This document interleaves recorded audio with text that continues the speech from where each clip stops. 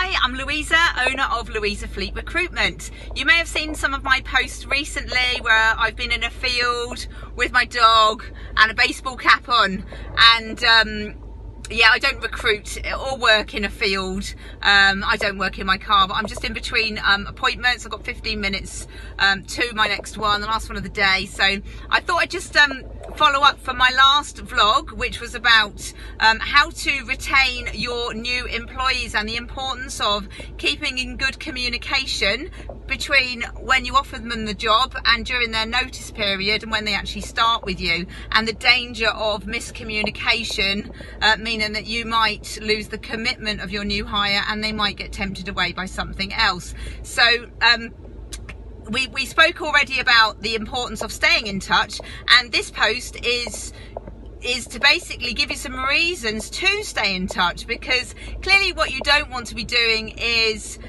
ringing up every week just to ask, are you still coming on board? Have you had any other offers? You know, you're just going to sound weird, but there's lots of different touch points and reasons for you to stay in touch with your new hire, so you can be in regular contact every week during their notice period. I've got different reasons for you to do that, and they're all really good reasons to keep your new employee engaged and excited about joining you. So as a new employer, I would hope that you would have sent the contract out within the 48 hours of offering the job. This sets everything off to a great start. It shows that you are somebody that is organised, is prepared, is enthusiastic about getting them the information so that they can resign as soon as possible.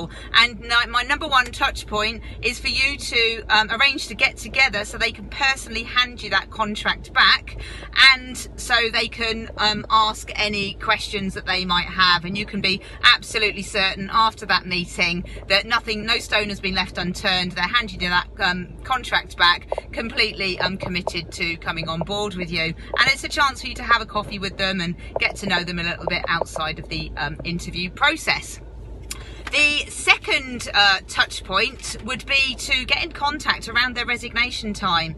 So find out when they're planning to put the notice in, give them a call, send them a message the day before, you know, just to say, you know, I know it's a difficult time for you putting in your notice, particularly if somebody's been at their employer for a long time. It's a very emotional time for them, so show them that you care, and you know, reassure them how excited you are about having them on board, and remind them what a great career opportunity that they've got with you, and you know, just leave your line open that, you know, if there's anything they're unsure about or anything they want to ask or question, that you're absolutely there for them, and wish them well for that difficult meeting, and follow up the next day as well, just to see how that did go. That really goes down well. I have had a few of my hiring managers that have done that in the past, and the feedback I get is that it's just a really good sign of a caring boss that actually goes to those lengths for their new member of staff. So the third thing, which is really good for you to stay in touch, is actually to invite them, introduce them to the rest of the team. So they're not a stranger on their first day. They already feel part of the team. They've already met the people that they're going to be working with and the key members of staff that they're going to be coming across day by day. So you could do this by inviting them to a social, drinks after work, summer barbecue, you might have a sales seminar coming up, you might have a conference, you might have another kind of event. Get them involved, get them talking to your staff, get them engaging with your staff and the team, you know, during their notice period.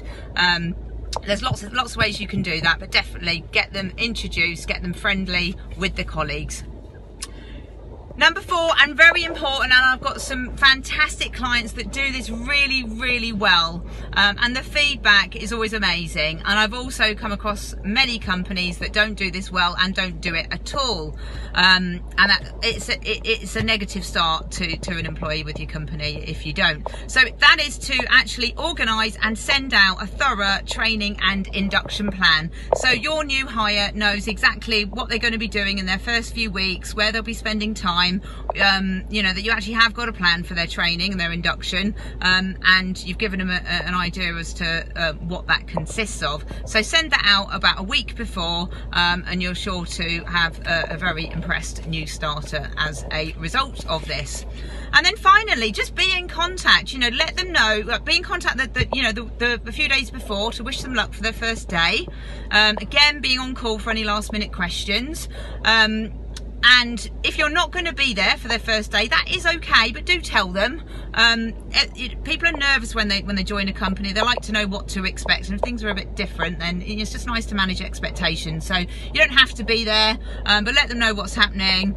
Do welcome on board either by a phone call or face to face, you know, in the morning, and do follow up to see how that first day has gone, and then have regular contact, you know, during their training and induction, and let them know when they're going to be spending time with you. And I promise, if you do these things, you will be very unlikely to lose your new hire, because they're going to get cold feet and get swept away by one of your competitors. So as I said, I actually have got top 10 tips that you can look at. So please press the link here. We'll be happy to send those over to you. I hope you've enjoyed the post. If you have, please press like, please press share, and tell us about your new hiring experiences. You know, if you're a new hire in a company, how is that going for you? If you've just hired somebody, what have you done to make their stay, you know, their joining very welcome? Thanks very much for listening, and have a great day.